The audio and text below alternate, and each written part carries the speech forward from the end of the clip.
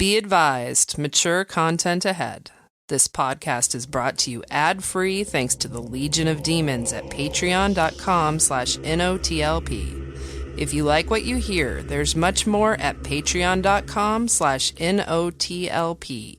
Join the Legion. That's patreon.com/NOTLP. And now the show. How do you do? Just a word of friendly warning. I think it will thrill you. It may shock you. It might even horrify you. So if any of you feel that you do not care to subject your nerves to such a strain, now is your chance to, well, we've warned you.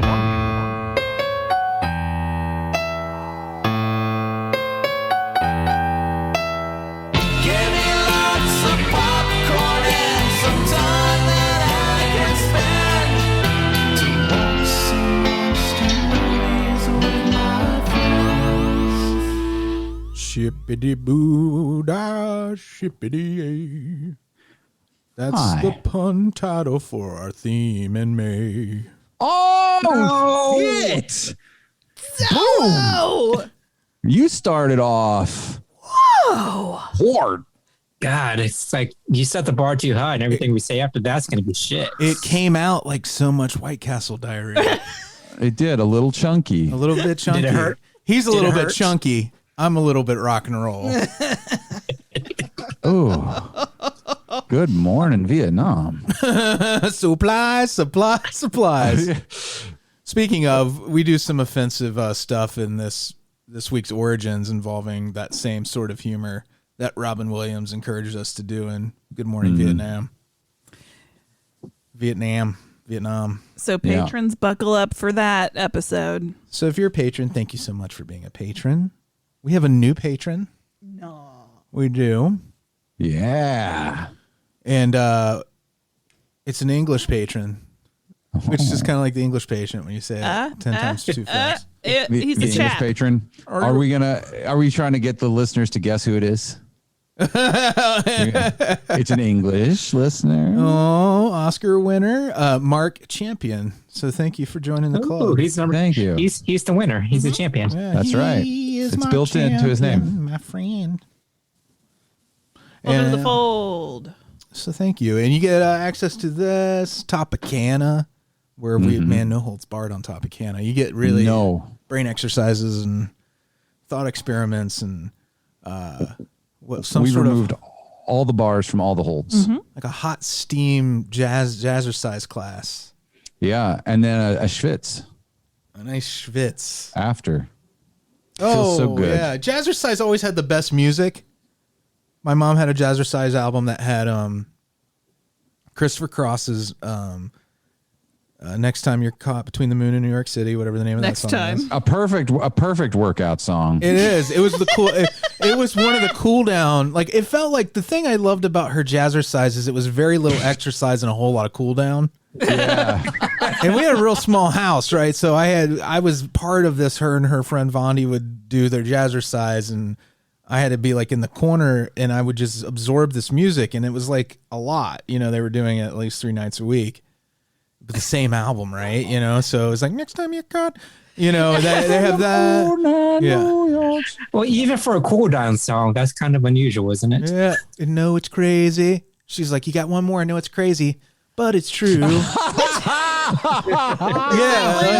Yeah, this is real. If I can find it sometime, I'll play it for you. Was it somewhere? It's easily found, I'm sure. Yeah. Was it the actual Christopher Cross version or like a karaoke version? No, they were the real recordings, and they also had Ricky, Don't Lose That Number. Was this on a record too? Was it what? On a record? It was on vinyl. So in the middle of the workout, I had to turn it over usually. Aww. They'd be like, "Can you turn it over and play the second side?" This is an amazingly 80s thing that you're talking about. And dude, leg warmers were involved in everything. Amount of people that are listening right now can picture this from actual experience. Yeah. Freddie, did you have to take your mom's leg warmers off too? No, that sounds... On top of flipping over the record player? That sounds weirdly Oedipal, what you just set up there, and I don't like it at all. No. I was Freddy, come. I have my Come He-Mans. Like, I associate that music with weird stuff because I would play it with my toys while they were doing it sometimes. I associate Jazzercise with He-Man too, but more because they all had like spangly, colorful underpants and stuff. Oh yeah, and they seemed very He-Man. Eternia seemed like a very Jazzercise kind of universe. it was. There was the Jazzercise, but then there was those thinly veiled, sexy workout tapes with the ladies in the black leotards. You know what I'm talking about? They even have a clip of one in Halloween 2, I think, where the guy's watching it. It was like a popular thing around that same time. It was essentially like... It was a softcore jerk-off porn. It was for men. Yeah. Like it was 1313. Yeah, essentially. But it was posing as workout videos so that you get them anywhere, The way that 1313 poses in movies. Yeah. Isn't that like a lot of entryway for young people to... their burgeoning sexuality? I had so many catalogs. Like fitness stuff. I used to buy men's fitness all the time, ostensibly to learn how to work out, but it wasn't for that at all. Well, I was never attracted to fit men, so no, I didn't have any men's fitness or anything. She subscribed to Slob Quarterly. Slob Quarterly, and boy, did I catch one. What'd you say, Callie? Oh, I was just gonna say I didn't have fitness stuff, but I had underwear catalog. I had the Sears stuff. Like that was a real cliche that I genuinely had a pile of pages. Fredericks of Hollywood is weird. Oh, I didn't. I couldn't get a hold of those. My parents were into weird shit, I guess, but I would get. I'd sneak if I got to the mailbox. I'm like, fucking Fredericks of Hollywood. I mean, it's the best thing ever. Also, I feel like those are also basically made for the same exact reason as those. I don't think anyone was ordering out of those. Oh no, they were. Really? Yeah, we were one of those households. I think. I just always felt like those catalogs are basically just free softcore jerk off. Like the public service. Yeah, there was the Victoria's Secret catalog, which was the tasteful version of Fredericks of Hollywood. Yeah, Fredericks is trash. You can't get garter belts at Victoria's Secret. It's made of paper. Fredericks is more honest. If you want a banana Victoria's hammock, Secret, she's lying to us. Is Fredericks of Hollywood still a thing? Like they sold banana hammocks that look like elephants. For a hot minute, Northgate Mall had a Fredericks of Hollywood store. They did. I remember, and it was all paper. Yeah, and the men's section was in the back, tucked away. And if you go to the loading dock, you can see its balls. Yeah. And we could sneak in. You weren't allowed in there as a kid, but like we went in there anyway before they shoot us out. Like tittered, like hee, look at that, look at that. They let teenagers in. We went in all the time. Yeah. Fredericks, excuse me for coughing. I'm on Fredericks of Hollywood's website, and it's $3 panty week. So, ladies, every week, ruin your panties, stock up. And then they're advertising their deals on bathing suits, and it says "Get wet, go wild." So here's the question: is it really in Hollywood? No, it just makes you feel like you're in Hollywood. There's a role play section. There's a what? Oh my god! That's their cosplay. I think you're supposed to look like Jessie from Toy Story in this one, or is this a Woody look for ladies? Well, isn't that Jessie? Is a lady Woody? Yeah. Okay. Anyway, Jazzercise brought us here. Also, like that, they'd spring for the good music. That said, this is the first episode we're ever doing without our little intro for the main attraction by Quiet Riot, just to future-proof us against something happening down the line. But the exciting part of that is we will be creating something for that. I love when Kelly makes new music for the show. Yeah. I was supposed to have tried to do it this week, listeners, but your muse didn't visit you yet. Life gets in the way. I had to actually do work, and I don't like weeks like that. Yeah. I like when they leave me alone and they're like, "You working on stuff?" and I'm like, "Yep," and it's my stuff, and they don't know that. Yeah. Do you say I'm taking what you're given? Mm-hmm. Don't finish that sentence though. I won't. It's because I'm working for a living. So, but yes, it'll happen, and hopefully everyone loves it. I mean, it won't be Quiet Riot, but it'll be something uniquely ours and soul fulfilling. Long-time listeners, which I think is mostly what we have. You guys are probably going to feel weird when it doesn't play. It's going to be like your pants are off and your underpants, and you're just like, I'm at the gas station. What the fuck? That's how I feel about it. Like it's programmed into my muscle memory and my expectations. And when I hear the song in or out of context, it means that song means this show to me more than it ever even meant as a separate entity as a Quiet Riot song. We should contact Quiet Riot and we start should negotiations. Yeah. No, we don't want to open that door. You're right. Yeah, that's a bad door to open. Let's not do that. Like, you have to pay back royalties for every episode. Yeah. It's No thanks. I But could just show them you my be quiet about finances. that, Amy. Okay. turn it into a positive, you guys. Yeah. Sometimes it's hot to be at the gas station with your pants underpants off. So try to see it that way. Try to feel sexy when you don't hear Quiet Riot.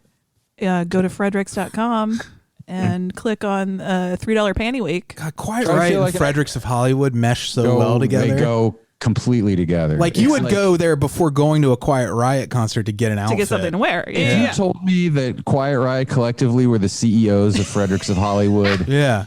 I would be like, I knew that already. It makes sense. They're like, so what work do you do? I'm in panties. $3 panties. $3 Panty Week. Oh yeah, Well, I that like and that classic rock metal, hair metal. Who am I? I don't know. This is insane. That's smart business. They're diversifying their portfolio. Yeah, it is 'Cause smart. Well, you know, they started off in the panty biz, and then like that, the band was just a sideline, and then they accidentally wrote that. They're like, Yeah, what they're if like- all this panty business dries up? What are we gonna do then, Marvin? Imagine, or they're like panty tycoons, like the Vanderbilts, the Rockefellers. The looms. The looms. Fruit of the looms. The Haynes family. It's the O-looms. Haynes. our Scottish family. It's like, you see all this? This is panty money. All these panties will be yours one day. They show you the giant mansion built on panties. Panty house. Yeah. They were the panty raids of the late 70s and early 80s. Yeah.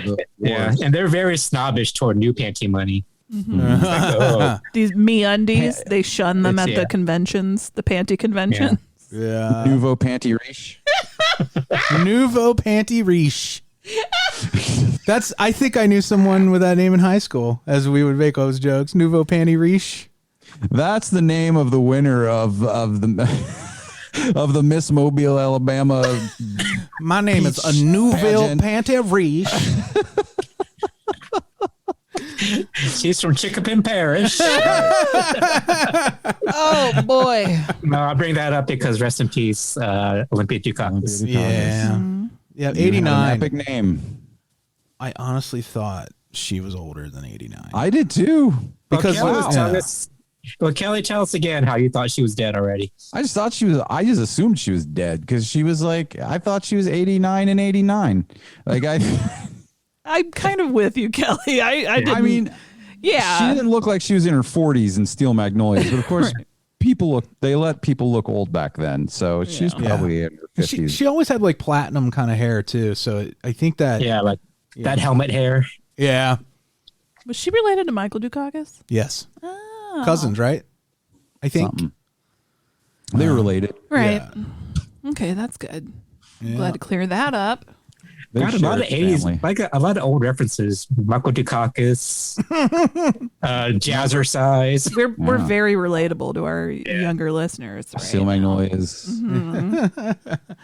Yeah. Uh-huh. Freddie and I watched The Fast and the Furious the other night. Yeah, and Oh. I wanted to talk about it. I feel slightly guilty because I know Bill wanted to do like a group viewing of We did? I didn't know that. Well, it's okay because I would watch it again, and now like here's the funny thing, I'm not right? sure I would. Wow, you like those kind of movies usually too. I'm excited to hear this. No, I saw it. I'm done. It wasn't a go back to. It is for me. I feel like they're the same universe as Bad Boys, right? No, I'd put it in the Bad Boys universe is of the way fucking Warriors better. more so. That Boys is way. The Warriors with cars would be what I would. But I call don't it. know. I haven't seen Too Fast, Too Furious, or Tokyo Well, I haven't- Drift, or Hobbs and Shaw, or Up Your Butt Calvin with a and car. Hobbes. I haven't seen any of them, but I don't need to because when you and Freddie were describing how joyful and fun you had with it, that's enough for me. That's enough. Our joy. You can just It's a terrible enjoy movie. our joy. I will make my way around to it because it's fun. It's fun, and it's also it's kind of like it is a how did this get made kind of movie, wherein when you get in there and you see the choices they made for no reason throughout the film. Like I saw in other movies where this guy repeated this line, so I'm gonna have this guy repeat this line before he leaves the room. And you're like, yeah, and it's not a consequential line or something. It would just be to be repeating a line. Built by numbers, a movie built by numbers. Very much. And that's why I enjoyed it so much. It becomes a universe, but then they built a story and a backstory and like this fucking royalty intrigue, like the whole thing. Well, the thing that's fascinating to me above and beyond it, even getting one sequel, when you see the movie, it has a personality totally in and of itself. It's its own thing. And that's why I liked it. It's not that it's a great story or anything. I mean, the stunts are fun, but it is so much like a weird, sincere labor. You can tell it's like, it feels like an independent movie.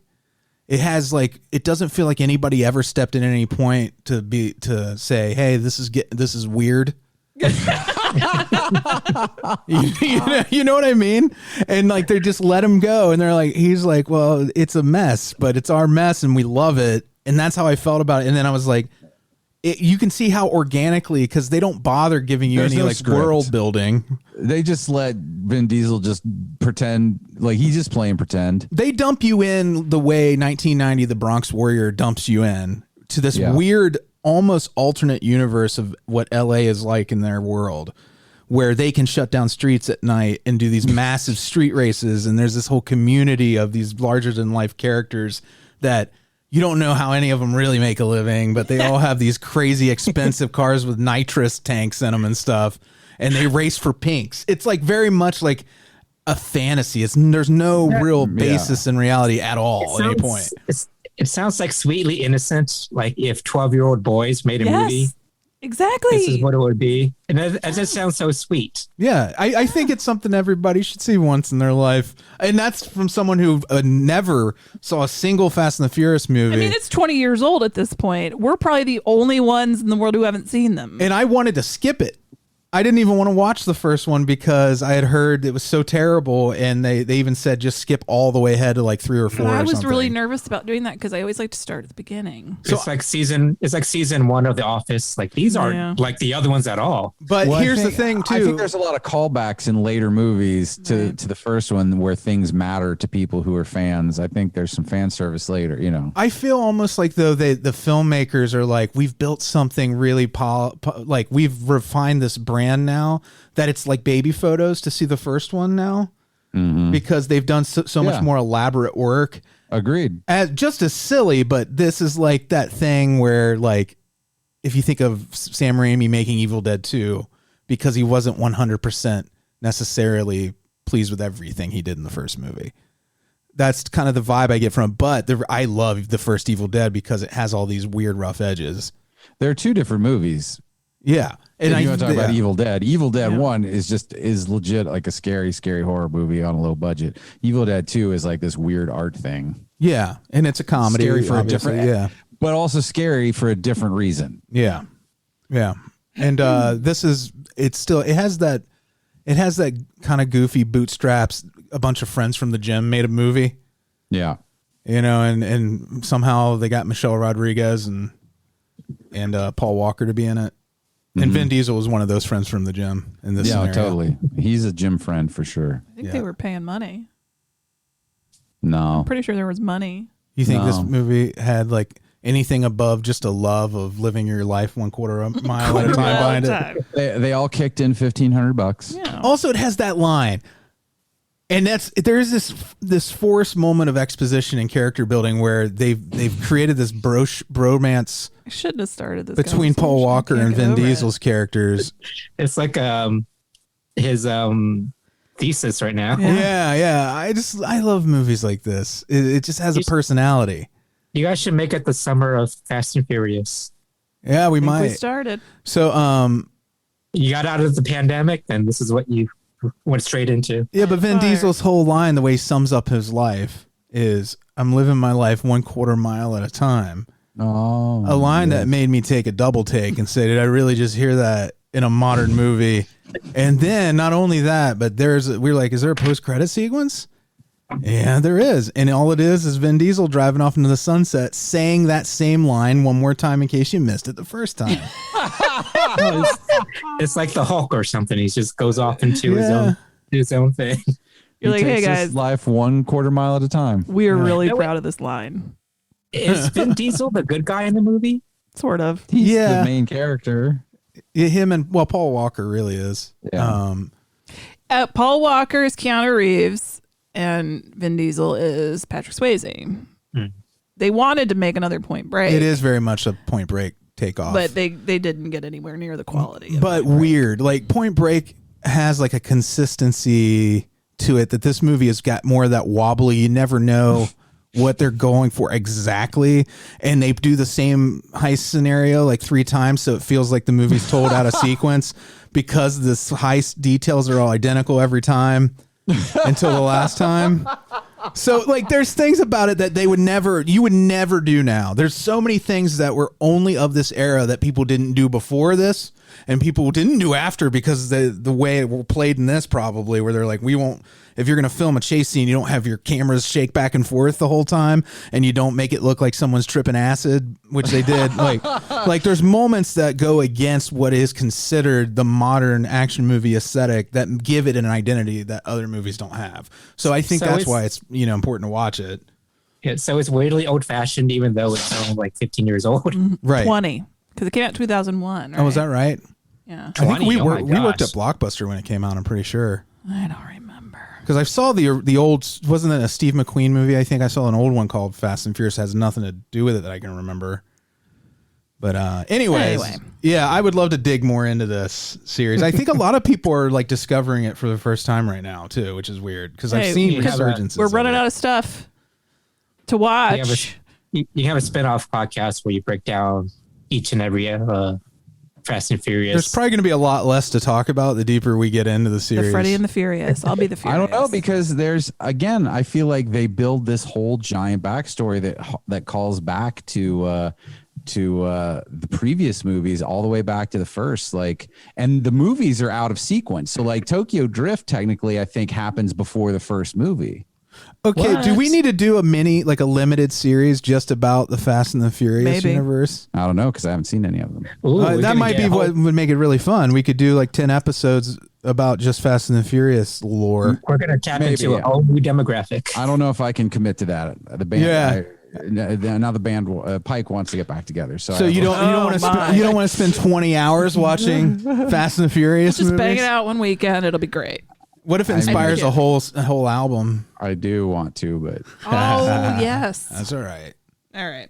You don't want to spread yourself too thin. We'll talk about the Fast and the Furious podcast later. I don't know. Later. Are they? But one question: are they furious in the movie? Why are they so angry? Well, because one of their crew has ADD. No. The one you're supposed to be like the kid who couldn't do anything else. That's like the scrappy Oliver type who is part of their gang. This would have fit perfectly in our gang's theme. Perfectly. The one where they tousle his hair all the time, like in a roundabout sort of way. With their words. He's a scrappy kid. He's a DJ Qualls type. I can't remember his name, but the actor has done a lot of stuff. He's a character actor. You'll recognize him. He was on the X-Files. Yeah. Okay.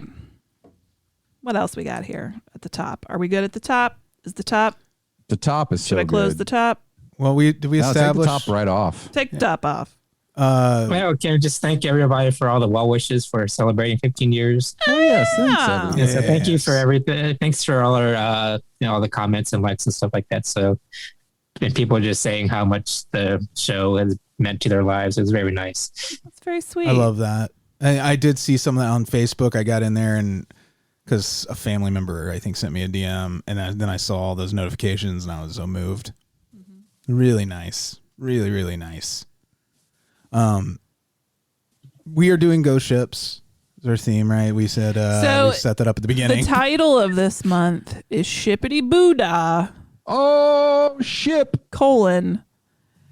Don't rock the ghost. Because we couldn't decide between those two.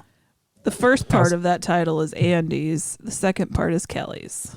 We tag teamed it. Yeah, we did. That was the Wobbly H. Wobbly H. And we're kicking off with one of my absolute favorite horror movies. When Andy suggested this as a theme and this is a movie, I didn't even bother looking to see how many other times we've covered it or whatever, because it's worth revisiting every time. The Fall. Have we covered it? I didn't even look. I'm sure. I'm pretty sure we definitely covered the remake. Yeah, which was terrible. And if I'm being honest, I did not rewatch this time, and only because we rewatched it about a month ago, too, maybe. So it's very fresh for me. It's so I find an excuse. This is a movie I'll make an excuse and make time to watch. I don't do that with a lot. This and Raiders and, just a handful of other, Jaws, obviously. Yes. So we're gonna ask our longtime listeners to confirm if we've done this movie already, but here we are. We'll come at it with fresh eyes. We might have seen different things this time when we get into that. And then Andy's reviewing. Andy realized that Jamie Lee Curtis was in it this time. So, Yeah, I don't know how you didn't remember that. Or had you not really seen the whole movie before, maybe? Yeah, I've seen it, but it's been a while since I've seen it. And I don't think my tastes have changed so much since I probably first watched this. Yeah, I get that. It's like, I don't think I was into slow burns back then. So I don't think this left a really too big of an impression on me. But watching it again, I was like, wow, this is one of his better pieces. Probably second. It's probably my second or third favorite John Carpenter movie. You know what's really funny about you calling this movie a slow burn, when we get into it later in more detail, but coming off of Halloween, they considered this a rapidly paced movie by comparison, that John Carpenter was doing something that moved along at like a clip throughout. And really, by today's standards, this is almost like a Ty West pacing, where it feels slow because they let Dean Cundey, when we get into all the detail later, he really sells that pacing in a way with, I love this movie. I love it. I'm going to gush. Make a mess. Andy, get some towels. Oh, dear. But Andy's going to be reviewing Random Acts of Violence for straight-to-video Russian Roulette, which is coming up next. Yep. Anything else, y'all?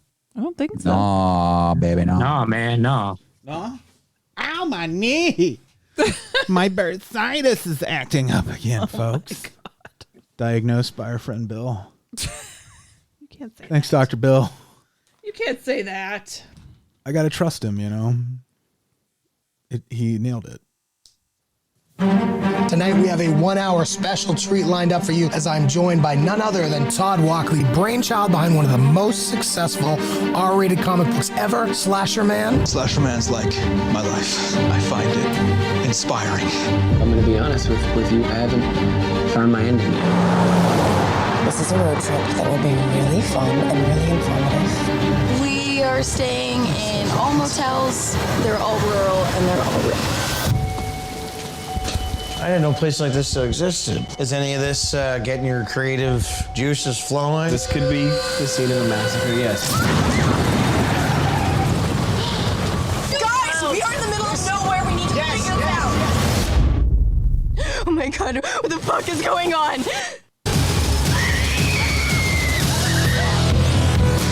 Is there a concern that Slasher Man could push the already unstable over the edge of violence?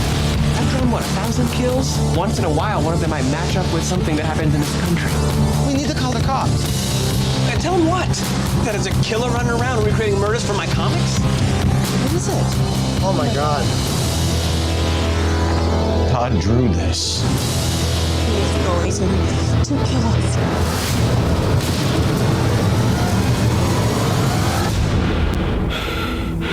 I can't wait to show you. Up with this stuff. That trailer looked great. Yeah. So you may have noticed I didn't play the roulette intro either. That's just because I fucked up. Because I wasn't playing the main attraction later. I just thought I was completely off the hook to do anything. Swear to God. So there you go. You're fired. Anywho. All right, Andy. This stars Jordana Brewster, funny enough, who was in Fast and Furious, right? Yeah. It's like it was meant to be. Small world. Yeah. Yeah, this movie. you said it's a fun trailer, and unfortunately, the trailer did not live up to the movie. Well, I was also gonna say, like, I didn't love the trailer. It had a good cast, I thought, but yeah, I was watching that until I saw, because I love Jay Baruchel, and I forgot this was his movie, and so until I saw him come into the trailer, I was gonna say, oh, this doesn't look like a very good movie at all.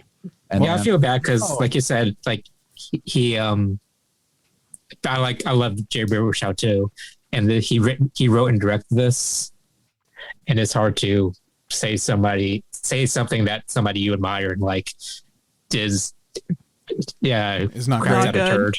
Yeah. Well, I think for me, the reason I think the trailer worked was a visceral kind of like shock value type of aspect to it that normally would be off-putting to me, but somehow I was like, ooh, it's like, it reminded me of those old magazines, those Mexican magazines that would show like those crazy crime scene photos and stuff.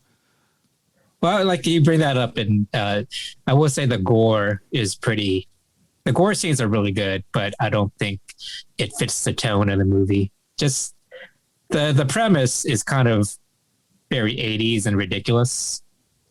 The classic slasher, where he's a comic book writer, and somebody's recreating the deaths from his comics, and he's being stalked by this killer.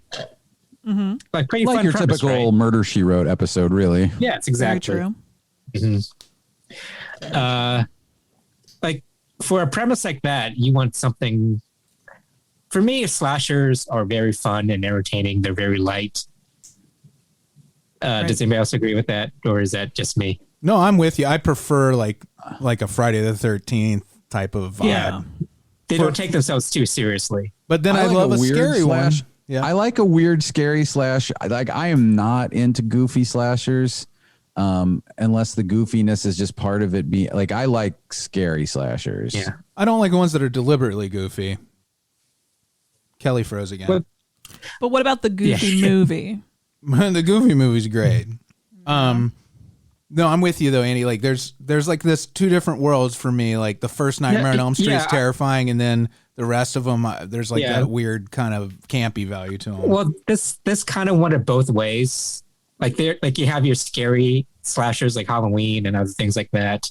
And then you have your silly ones like Friday the 13th and all the ones from the 80s. And this one didn't know which one it wanted to be. Well, I have to say, I think a lot of filmmakers or a lot of movies think they can just get away with, like, I feel like I hear a lot, or have over just the last 10, 20 years, a lot of like, we're making a slasher, like an 80s style slasher movie. It's going to be so great. And so, like, I feel like this is a common thing where people think if they're just doing that, automatically it puts it into, you should watch, like they think they're already starting off like on a I don't know what I'm saying. Like they're handicapping themselves, like in golf. Am I using that correctly? Kind of. I feel the same way. Like where, and I just said it anyway. We were just watching In Search of Darkness 2, the second part to that great 80s horror film documentary. Yeah, series. I can't wait to watch those two. By the way, I'm very excited. You hadn't seen the first one yet?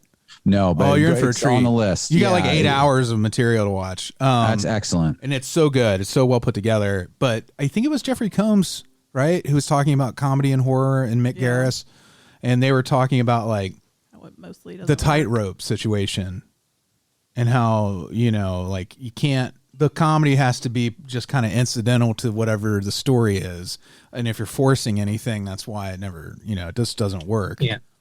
Well, this one. Oh, it's okay. Oh, the only other thing I was going to say was that I just think then they rely on that. I feel like they're like, well, we can just use these tropes and jokes that everybody, and it'll be great. And then I feel like that usually fails. Anyway, right. And we're just talking to like high level here. We haven't seen the movie. But this one didn't have any comedy. It took itself so seriously. But I don't think it went with the premise of the movie. Right. And the visuals of it. Like they missed the point. It was just so joyless and so serious. And it was, for somebody that took it so seriously, it was weirdly stylized. Mm-hmm. Yeah. You can probably from the trailer you saw, he chose to do he put filters on certain scenes, like this scene is blue, this scene is red, this scene is green. Yeah, I totally get, like, I feel like I can know what you're talking about. Well, was he going for the comic book chromatica or whatever? Yeah, maybe that's what he's going for, but it just didn't serve the movie in any way, I don't think. Yeah. Our tastes are so different sometimes, I think, Andy, because I remember that movie Scare Me that you really didn't like, that cabin movie. Oh yeah, I watched that and I loved it. I thought it was fantastic. So I'm wondering, like, this might be something I enjoy. Well, I got to tell you, I feel like I get what both of you are saying. It just sounds like sometimes people rely on these. It's like people don't necessarily understand tropes. Right. Like sometimes you see a movie made by someone who really is just aping things like you were talking about, like that they see in other movies. Fast and Furious. Exactly. And it's like, they don't know why they're doing that. It's just something that has been done in other movies. I do feel like this happens in these like slasher, like redos where they're like, we're just doing it because they did it. And that's what you're supposed to do. And then we're also going to do this crazy color scheme and make it like super like saturated because that's like what's cool in movies right now. And then we're going to be real serious because we want to be serious, but we're going to make it look like a comic book movie. Like, I feel like it's just like someone who's not maybe thinking about the storytelling on any level. I don't know what Jay Baruchel's experience in directing and writing, but it just seems very amateur, not amateur, but first time filmmaker type stuff. Did he do Goon? I'll look at I know I think he wrote Goon, which is great movie. But do you feel like was he the, because he's like almost like kind of a Jamie Kennedy type of character, the characters he plays, I think. He's like comic relief in this character. He is in the movie too? Okay. Because, I always felt like he's just such a likable presence that you always tempted to put him. And it's surprising to me that he would do that to him with himself as the director, to just do this thing everybody else, I guess because it's proven for him, but it didn't work for this at all? No. What was I going to say? Geez, lost some train of thought. Well, I will let you know that this was his second feature. He directed the Goon sequel. Oh, okay. Last I didn't see that one. I haven't seen that either. And he also wrote the first Goon, if that helps anybody. Okay, what was I going to say?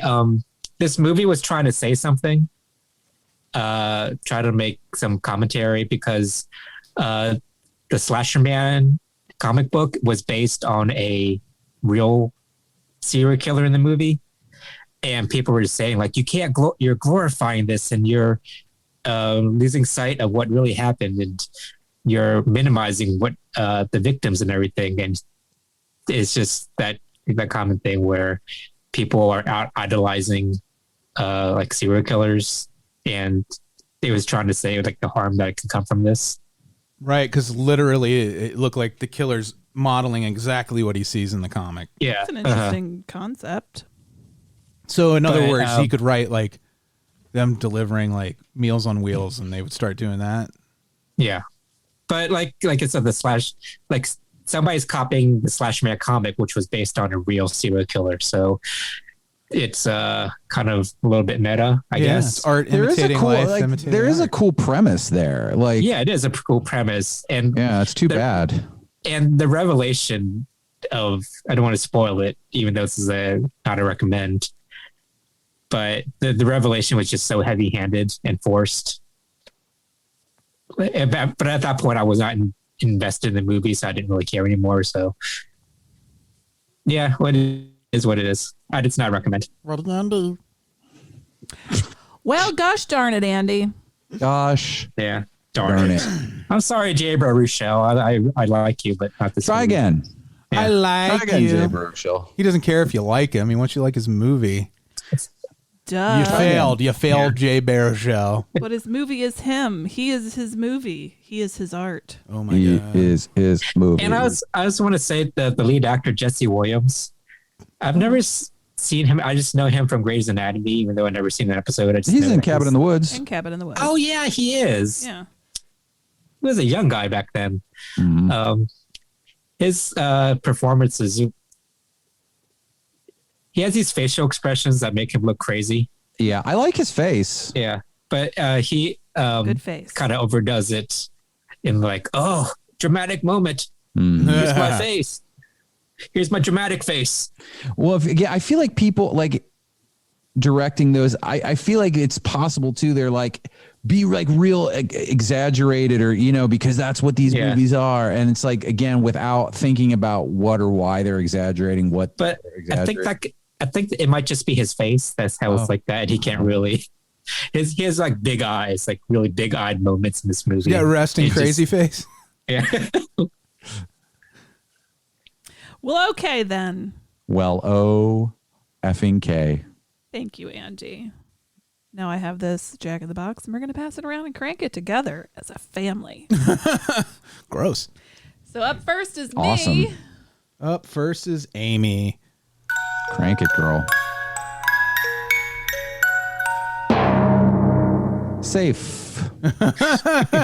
Next is Freddy. My name is Freddy. Freddy. Oh, drat. What does this mean? Kelly.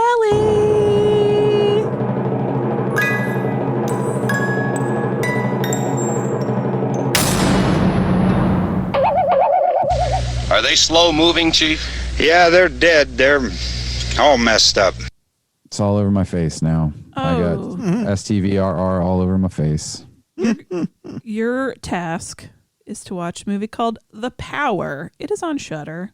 The Power. I've got the power. I think I saw this advertised. Trainee nurse Val arrives for her first day at the empty East London Royal Infirmary. Ooh, I love this already. Where she's forced to face her own traumatic past in order to confront the malevolent force that's intent on destroying everything around her. Huh. The Power! Right. The Power! I got the power! Yep. Ooh.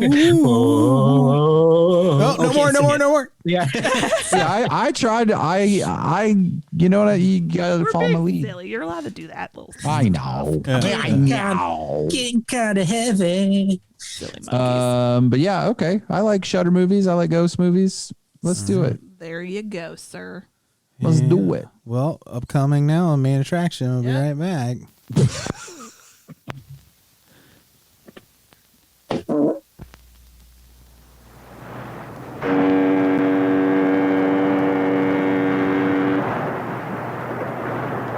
It is night. It is cold. It is coming.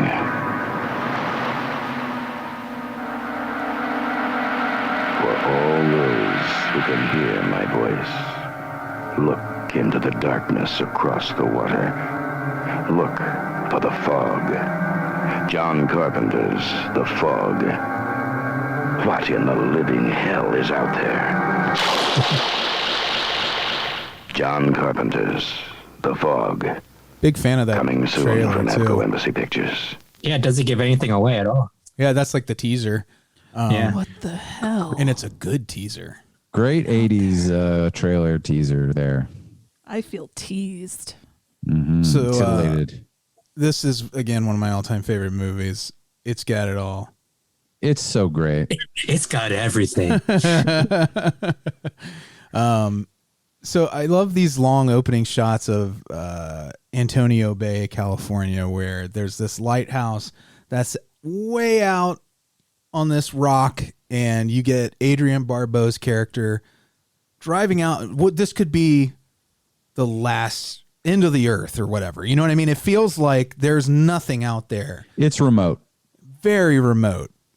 And what a great setting too. Like that, her whole thing is so great. Really, really good. Yeah, and real. Yeah. Like they filmed on location, you know. So those scenes in the lighthouse, that's a lighthouse that she's in, and it's everything breathes and moves in a really consistent way, because I think we were talking about in the open, Dean Cundy, who is the photographer on this, who did Jurassic Park and a number of other, like every great 80s movie, in my opinion, just about he was somehow involved with. And then, not that Jurassic Park is an 80s movie, but it has his hallmarks are in this. Like there's these things, shots through rear view mirrors and parabolic mirrors in the grocery store. It has that look. That's one of the great things about it, is it has, and that's such an interesting thing about these, because a lot of DPs work on this, multiple movies, and some of them have a look. He's got a look. But it's like you think of it as like one of these sort of bigger than life. It has like, this movie feels like a big 80s horror. There he goes. He's ding donging like a big 80s horror. A big 80s horror. But it does. It feels like big, even though it's a low budget horror movie. Yeah, it felt like the small town Spielbergian type thing. It felt like Amity. I realized that I froze. You did, but we filled the silence. Thank you. I think that's what makes like this and Halloween so effective, that everything seems so real and grounded. Yeah. That it makes everything so much scarier because you can relate to it. And it's not it's not like outsized or, movie-ish. Even the characters, they seem so real that like when bad things happen to them, it hits a little harder. You know what? Also, that combination of what you're talking about, Andy, with it being like a very real feeling cast of characters in like a real town, but then they shoot it in like that CinemaScope, that super wide screen, where it does feel like a big budget movie. Yeah, it looked like reminded of like Hitchcock at times. The shooting style.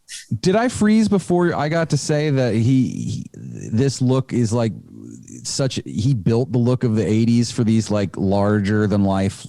Did I say that before? No, we didn't get that, but you're absolutely right. Oh, I heard you say that. I just wanted to go back to when I froze. I was saying like it's like he created this thing that we're all familiar with. And we're talking about the Dean Cundey, the cinematographer, not John Carpenter, the director. Right, because it's like a small movie, but it looks huge. Right. So if he did, just to give everybody just an idea of who Dean Cundey is: Jurassic Park, Apollo 13, Who Framed Roger Rabbit, Escape from New York. Like, those four movies, very different, but those are like his most popular films.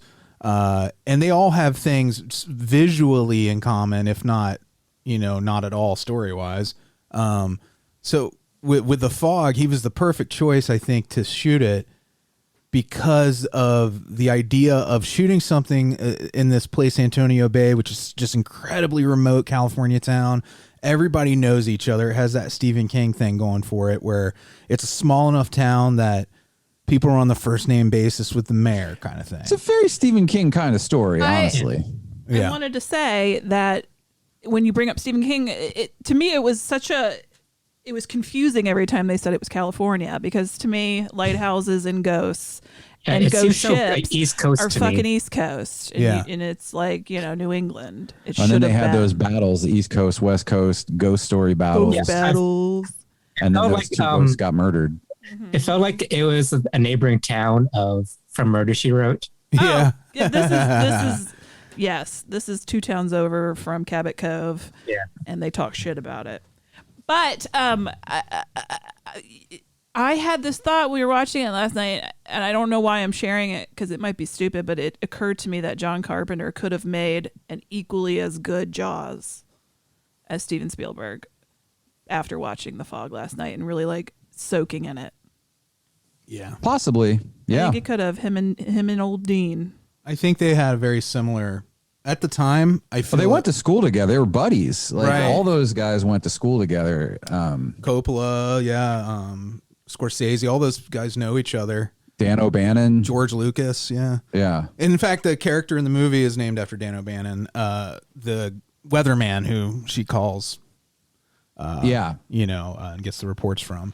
But they had a rocky relationship. I brought it up multiple times on the show. The movie Shock Value, which talks about all these directors, is really great and talks about sort of their relationship a little bit too. Oh yeah, I forgot about that movie.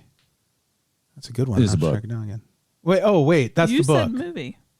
I said movie? Yeah. I meant book. Yeah. It's a great book. I brought it up on the show that is about movies, but it is a book. Shock Value. You confuse Freddy so Freddy much. cannot handle any of this right now. He just went along with it. Freddy's like, yeah, I love that movie. Wait a minute. It's a really great TV show, man. It's a good book. I love really that character, book. Jenkins. I never know what he's going to do. No, you don't know what Crazy Jenkins is going to get up to. No, but I did know Shock Value. I remember that's like one of the books that John Kitley always has on display at Horror Hound. It's a great book. It's like a classic essay book. It's got great stuff by Jenkins in there. Jenkins. So I love the open of this movie. These are things that were added later, right? So they made the movie, they had everything put together, and John Carpenter's like, this isn't working so great. And he went in and he gored it up. This is one of the cases where the gore works in a movie. He goes in, has lots of gore added to it by those days' standards, and this intro, which is like, it gives me chills every time, of Houseman, famous English actor, John Houseman, I think. Yeah. He used to do do you remember the old commercials he would do, where we make money the old-fashioned way, we earn it. Yes. That thing, and that voice he had, where just a little more almost Hitchcock voice. So great, this narration. I'm sorry, O'Brien. A place where you think you're safe because everyone knows everyone. That's how Hitchcock would do it. Yeah, and you never know. It's like a kind of like a lifetime of smoking pipes or something, where they can't even get through a sentence without taking a breath. But it makes a very signature kind of cadence for those narrators. And Houseman does that, and he delivers the story of the Elizabeth Dane to this, I don't know if they're just kids or a Boy Scout troop or what, but it's a campfire tale scene. And it's shot, again, like everything in this movie, beautifully. Couldn't be better. Very Spielbergy. Yeah, it really is. Super Spielbergy. And he tells the story of the Elizabeth Dane wrecking on the shores of the Spivey Point. Because of the fire. Yeah, because of the fire. And it's such a great setup. It bookends beautifully with what comes along later with Hal Holbrook's character as the priest. Again, a drunk priest. That's so New England to me. That's the only place you find drunk Catholic priests. And he's Father right? Malone. That's it. So he's kind of has like an Irishy name. Yeah. He's Father Post Malone. Everybody knows there's no Irishman in California. He's pre-Malone. Because this was 1980. Oh, yes. Yeah. I got you. So it's coming up on the year's 100th of the years. The town's 100th anniversary. Which is very Cabot Cove. We got to have our yes. They're always having the centennial at Cabot Cove. It turns 100 like every couple of weeks. Yeah. Or one of their residents. Turns 100. Kathy Williams is played by Janet Leigh. She's going to do the dedication for, is she the mayor? I think she's an important person. She has an assistant. She's the person who has someone with a clipboard following her around, played by Nancy Loomis, who Hot Annie. I love her. Annie's my favorite from Halloween. Hot Annie. That's how Annie's the hot one. That's going in a song, by the way. I already have a song. Annie's the hot one. I like that. Yeah.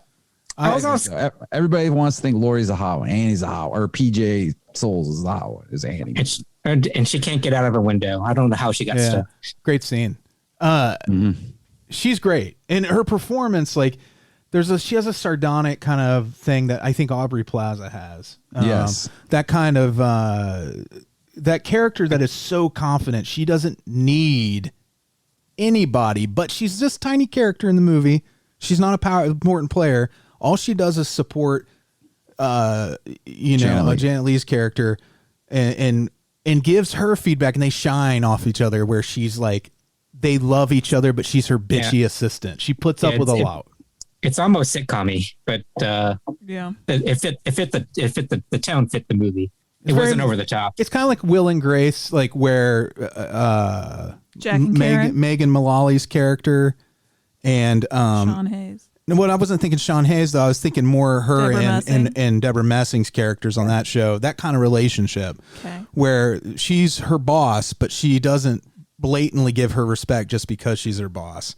And there's a lot and it's all, that's what's great about this movie too. Is it gives it so much character. These like little away characters that could have been whatever, and they didn't have to have this relationship, but it's the townspeople that make the movie for me. Same. Agreed. Yeah, it's because I mean, it's a very Stephen King-y thing is to build these like little small characters, like to build little this small little bigger arcs. story. Yeah, and the way they connect is also, again, this is so Stephen King because they, I keep wanting to say Janet Leigh, but Kathy Williams, played by Janet Leigh, is her husband is on the seagrass. On the seagrass, which is missing at sea overnight because overnight everything went crazy. The leper ghosts came out of the sea. And they killed the 3 fishermen. Ghost ship, and they kill them all. Yeah. So this is important later. These are the first 3 kills in the story. Now, they don't spoon feed you this throughout the movie. You get it all later from Father Malone when he finds the diary of his great-grandfather or grandfather in the church wall. And the diary explains the founding of the town, which they're celebrating the 100th anniversary of right now. But I love that. I love that setting of that church. Yeah, me too. It has so much. It just has so much character to it. Yeah. The interior reminds me of Tortuga Tavern at Disney World. Yeah, you know what I mean. Like you know, right? It's you come off of Pirates of the Caribbean. It's a little restaurant. Yeah. It looks like the bowels of a ship. Yeah, the church did. Yeah, it's sepulchral, very much so. Sepulchral, and it's spooky. That scene where there's a lot of moments of isolation in this movie, and it kicks off, right off the bat with the opening sequence with the seagrass after Houseman set up everything with the ghost story. You have the seagrass, which is it feels like an Wicked Tuna After Dark kind of situation where the 3-man crew, when the cameras go off, they're getting drunk, and they're listening to Stevie Wayne. That's excuse me, I burp a little. I started to say Bridget Bardot, but Adrienne Barbeau in the Lighthouse doing her nightly jazz show. Her job is to monitor the weather and keep the fishermen horny. Keep the fishermen horny with smooth jazz and innuendos. Hey, I hope you're gonna stay up with me tonight. This is my favorite Adrienne Barbeau. Oh, absolutely. Yeah, I loved her. Yeah, I loved her in this because her hair was perfect. Normally we see her as this like hard, itchy character, but she was just so like grounded and normal. She's a regular, real person. It was really great. Best performance, definitely, of everything. It's such a great. There's so much subtlety in a kind of over the top movie, because for a ghost movie, there's so much gore, but the character work is so subtle. It's really great. Really, really is. Yeah, it was like that when they were listening to the radio. There's like that throwaway line. It's like, "Oh, my little brother's on her son's baseball team," and it just the little moments of world building. Yeah, and that brings back to that Stephen King interconnectedness of like why it feels like Maine, and where everybody knows each other, even though it's really the West Coast, which is notoriously the place people feel lonely, in LA or whatever. But they're really this town; they all know each other, and and I think Stevie Wayne, they imply but never say outright that she's a widow, and and she has this very young son, maybe 8 years old, who Andy, and she was talking about how much she loves you, Andy, but I think you had dozed off because I was like, Andy, did you hear that Adrienne Barbeau loves you? But so she loves me. Oh, but it's great. Like they have this event of the anniversary, and everybody has some sort of tangential connection to the founding of this town, and you get that sprinkled throughout, and such like it's really masterful the amount of balance in the multiple storylines that are happening and interconnectedness and value. Like everything builds to the same idea and the same story. Nothing's wasted. Yeah. But you get like the seagrass, the slaughter of those 3 men. You get then introduced to Jamie Lee Curtis's character, who is hitchhiking. She's hitchhiking for love for the first time. That scene of him just driving down the road. All you see is the headlights and the road lit up, and she's just on the side of the road. That was kind of scary. It's spooky, and it's something he did again in Jurassic Park with the rear view mirror. It's the true T-Rex scene, and you replace the T-Rex with Jamie Lee Curtis. Yeah, that's the scene. Isn't it fucking Jamie Lee Curtis in Halloween 3 too? Isn't that who? No, Tom Atkins. No, that was like I think Nancy Allen maybe. Oh, okay. It was somebody. It was like a dark-haired actress. I can't remember exactly. For some reason, I got that. I was like, wait a minute. How many movies did he fucking Jamie Curson? She did just the first two, and then that much later weird one with Busta Rhymes and H2O. Right. Can I just interrupt real quick? So absolutely. We watched this outside projector last night, and it was wonderful to watch it outside. We had a little fire going. The weather was perfect. Right in the beginning, especially when John Houseman is speaking and the fire's going and we have the fire. It was magic. But then our neighbors, these motherfuckers with their Ariana Grande obsession, start jamming as loud as possible the Pitch Perfect soundtrack. And singing along to it. Oh my God, this would be so horrible. At the top of their lungs. I'm so glad I don't have these neighbors. I have some video. I think you did you get some video?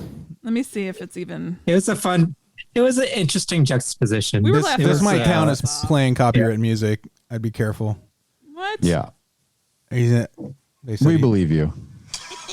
We're just listening to the neighbors play the Pitch Perfect soundtrack. Can you hear it? Can you hear it?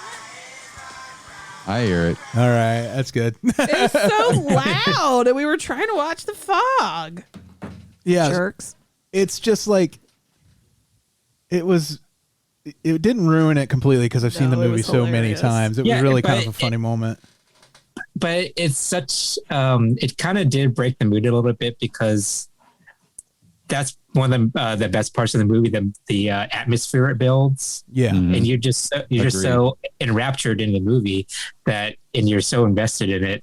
So when we hear the Pitch Perfect soundtrack, it kind of took me out of it a little bit. I was like, wait a minute. We've got these really discreet little lantern speakers that were being a total headache last night because they wouldn't sync up right.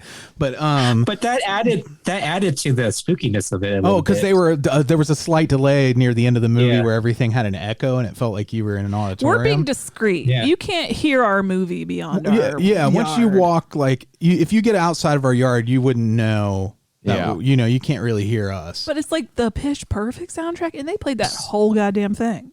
Yeah. Anyway, it's fine. So anyway, spooky shit happens. Ghosts come out of the water. There's a reckoning. They give him the gold. And everybody's fine. That's not a fair assessment. What is a ghost going to do with the gold?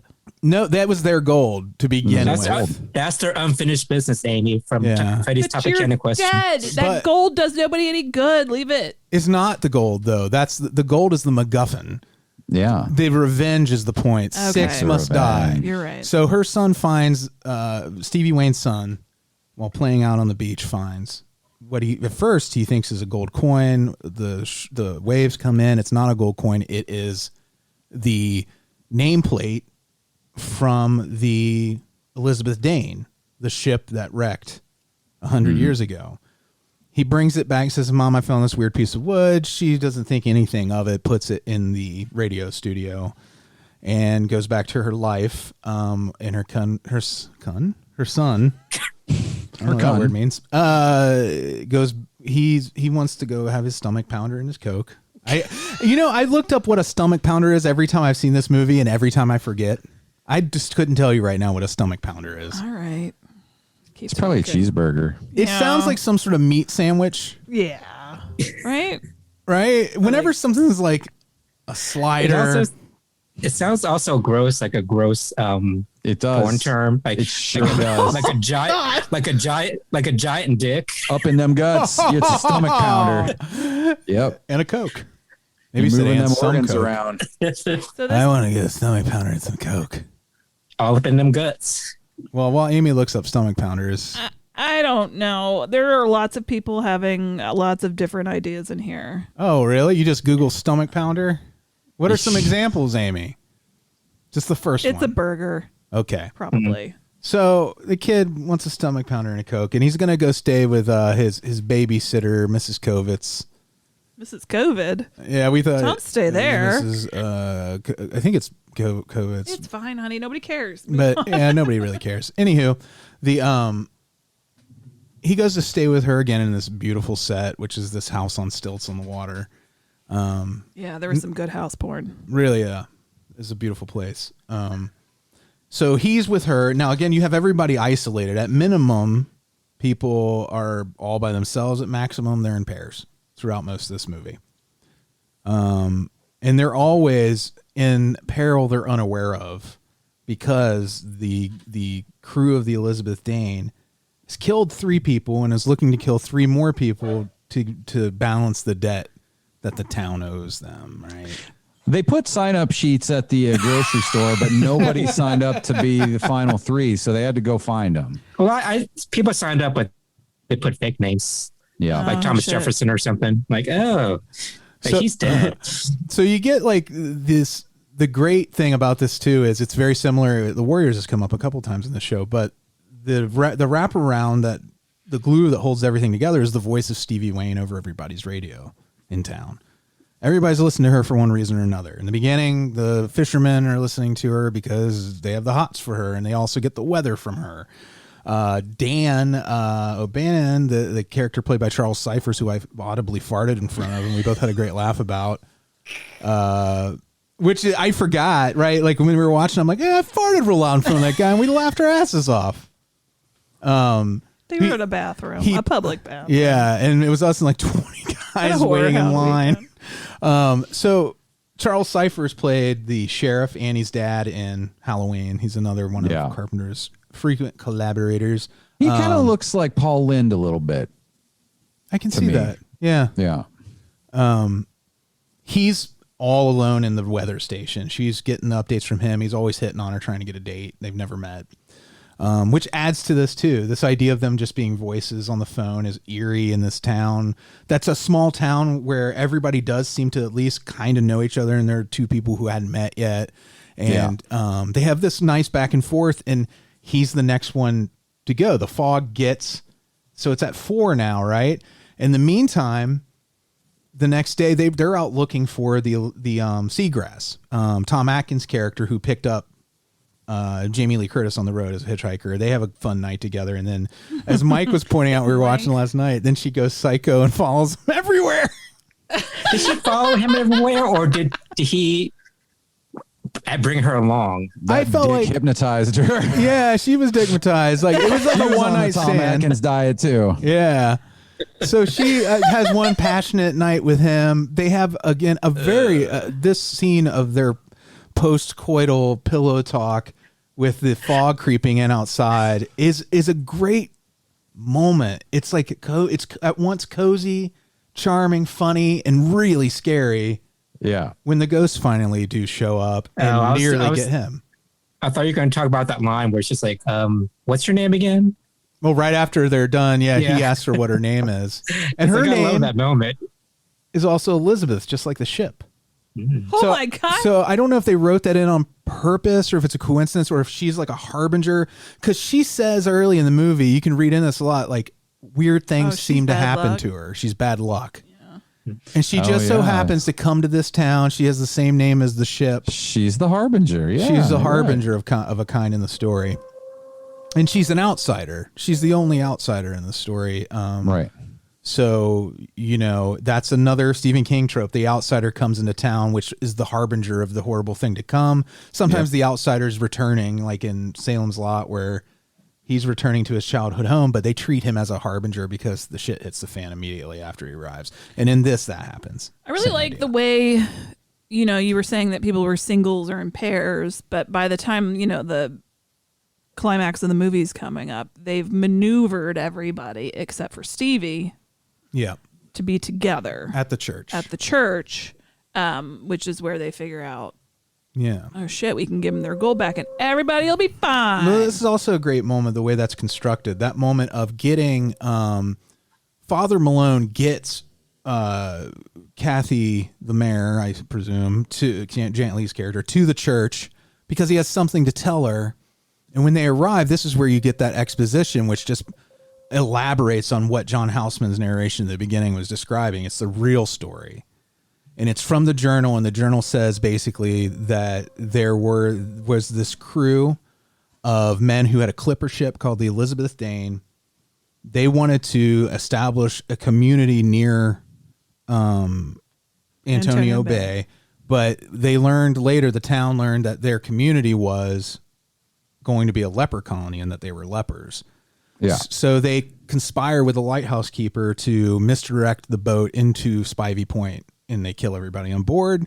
And then not only that, they take all the gold and use most of it to finance the building of the town. And when they realize they're cursed, they take their remainder and melt it down into this giant cross and hide it into the walls of the church with the original priest's diary about everything that happened, which is what he found and now is explaining to It's an interesting the mayor idea they had to save themselves, but it didn't work. Yeah, Here they are. Yeah, and it's heroic. Like Father Malone is, you feel like the Thing. He was already a tortured person, maybe, and never understood why. And he finally found this answer in the walls of the church of why he was so tortured. He's like, maybe I inherited this, this curse. And the way to solve it is to give the gold back, when really the way to solve it is they want the 6 lives of the descendants, and they get all of them. He returns the gold, but it doesn't satisfy them. And then that's when you get where they return later when he's alone and he's the 6th. And that's how the movie wraps up. But point A to point B, like a masterpiece, I think, of ghost storytelling. It's so perfect. Not to mention the performances, like music. Buck Flower. Oh, the music's out of this world. Yeah. John Carpenter's best. Buck Flower plays one of the crew of the Seagrass. I go to this all the time because I love him. He's a character actor. He was in They Live and a bunch of stuff. Usually plays like bums or stuff. And I'm pretty sure he was the Rheingold beer guy from Silver Bullet, I think. Oh, Rheingold. Yeah, Rheingold beer. But he's also the guy who looks out the window of the Seagrass while Stevie Wayne in the beginning is saying, "Be careful, there's a fog bank out there." And goes, "There's no fog bank out there." And then she's talking about it on the radio again. The guys are bullshitting and drinking. And he's like, "There's no fog bank out there." And then eventually the fog bank slowly rolls in and you see the silhouette of the Elizabeth Dane hidden in the fog. It's really good. It's spooky, and then it's also hilarious when he goes, "There's a fog bank out there." It's like it's a great moment in that movie. It is. And it burned in my memory. One of the things ever since I was a kid, the first time I saw it, I always thought of that line. It has this great, it feels like a huge Hollywood movie and a small 80s horror movie all at the same time. Yeah. It's just very assured. It knew what it wanted to do and it did that. It's a very adult. I don't know what the word professional. It's mature. It's a very economical movie too. Nothing was wasted. Yeah. Like all the scenes meant something and everything served a purpose. It's super tight. It's, I think, 89 minutes. Yeah, it's only hour. It's like an hour and a half long. Yeah. But like I said, nothing was wasted at all. And you get like some great early Rob Bottin work, or Bottin. How does he pronounce his last name? I'll never know. I think it's Bottin. Who is this person? He's the makeup guy from The Thing. He made the effects for The Thing. He's one of the absolute great effects artists. He did RoboCop, Total Recall, Seven. We were just talking about Total Recall. We need to rewatch that. He even worked on Game of Thrones. Like, anyway, you name it. You name it. The Fog. I'll do this again next week if you want. This movie? Let's do The Fog. It's going to be the Fogcast. That's what we're going to call it. Night of the Living Fogcast. I've talked a lot about my fear of large things or human things underwater, like shipwrecks. Mm-hmm. It gets triggered by ghost ships above water. I don't know why. Because I know that's where it came from. It came from the depths. It's because normally they're covered in like a big thing of fog or mist, so it looks like they're obscured underwater. They've got like seaweed draped all over them. They're just rotted. Mm-hmm. It triggers that like uncomfortableness, that fear. They're definitely but I super enjoy it. It's a fun way to experience that fear as opposed to seeing it in real life. Couldn't handle it. If I saw a ghost ship in real life, could you even imagine? Like, holy shit. Like, oh yeah. That would be just too much for me. I'd need a new pair of pants. That'd be too much. Do you feel like the ghost ship in Ghostbusters 2, I thought that was a pretty fun moment. That's like one of the very few moments in Ghostbusters 2 that I enjoy. Yeah. Where the ship comes in that had been missing. It's the Titanic. Yeah. Oh, it was the Titanic, wasn't it? Mm-hmm. That's a pretty popular missing ship. And Cheech Marin is the harbor master. Yeah. Did we settle on what we were doing for next week, or should I? Yeah, what are we doing? It's that ghost. Another ghost Death Ship. Death Ship. Yeah. We also found a movie boat. called Ghost Boat, which looked really dull. Yeah, we're not doing that. Kelly, Death Ship stars George Cannaday. Mm-hmm. It's from 1980. It's on YouTube. Listener, that information was for you too. Play along.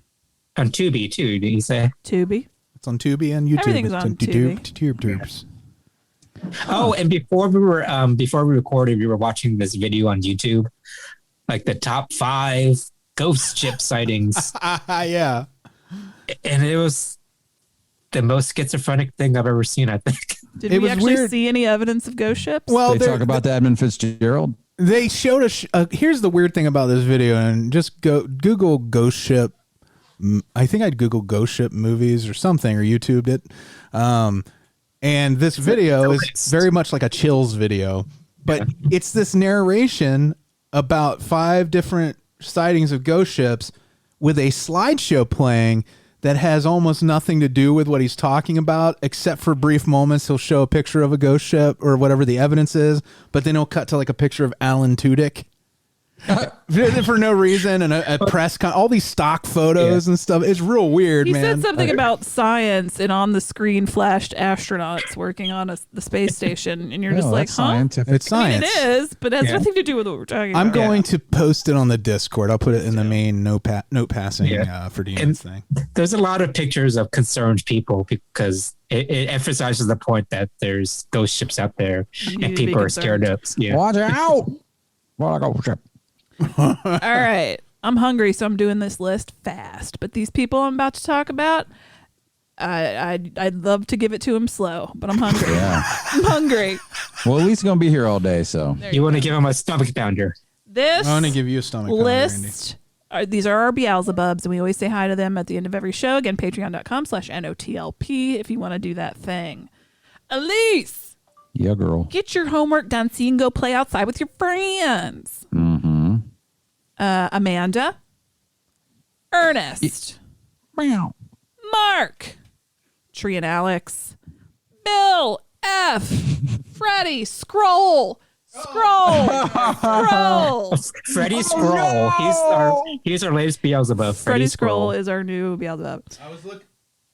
I had my mic off. I was looking up that Ghost Ships video. Okay, that's good. That's really important. Blayne. Because it was fun. Jeremy and Cassie. Laura. Jeffel. Iona Goodwin. Yes, great one. A great one. What a great Branan one. and Emily. Adam Ingram. Bill C. Yeah. Bill, sorry if we watched Fast. I didn't know we had a plan for that, but we can do the next one. That's You guys fine. made a pact and you broke it. I broke the pact. I warned her. She didn't listen. Now I have to join the suicide pact because I didn't do the movie pact. Yikes! Well, the Fast and the Furious actors are gonna come in a fog bank and they're gonna kill us. They're coming on ghost cars. The ghost of Vin Diesel is gonna show up. He's gonna talk in that voice to you till you just die. Seriously, he's the worst actor. Blayne, Monica, Alyssa, Dave. Yeah. Brian. What? Carla. Mm-hmm. Dustin. Yay. Those Thank you people so much, guys. have bought my life. Y'all's good. There's a new quick, merch. the book corner bag. Yeah, I finally finished. I've fulfilled my obligation. So the curse is I've lifted my curse. Yeah, the book corner tote bag, the new art is available. So, I mean, the thing cute. is available. Everything's available. Are you available? And that's is that Amy as the coroner? Yeah, more or less. I'm the coroner. She's Amy adjacent, an Amy Adaria mashup. Yeah, it's kind of. I mean, I was going for that because, of course, she kind of is the leader. I birthed of that. it. You birthed it, so I kind of wanted to go for like your general head shape. Yeah, she invented books. So go to patreon.com/NOTLP to see that. And I'm putting. I'm sorry. Go ahead, Andy. Oh, happy birthday to our dear friend Esther. Yes, happy birthday. I messaged you earlier today. We love you. Because I missed yesterday, but I did today. I got you today, girl. Girl. You know it's true. All right, gang. We did it. So I posted 5 ghost ships caught on camera and spotted in real life ! In real life. If you want to look it up on your own, but it's also on the Discord, and it's just a mess of a video, but it's so charming because it felt like he just randomly put stuff together. Coming from a man who is also a mess but charming. That's high praise indeed. I'll make you some more text mess. All right. Bye, everybody. Bye, guys. Bye. Next time. Oh, yeah.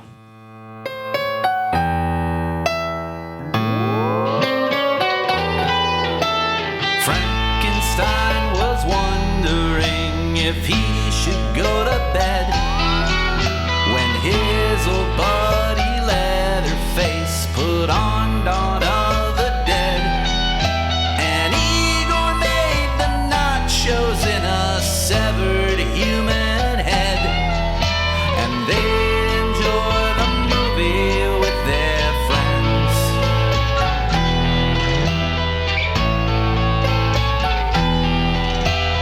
David Kessler walks the streets of London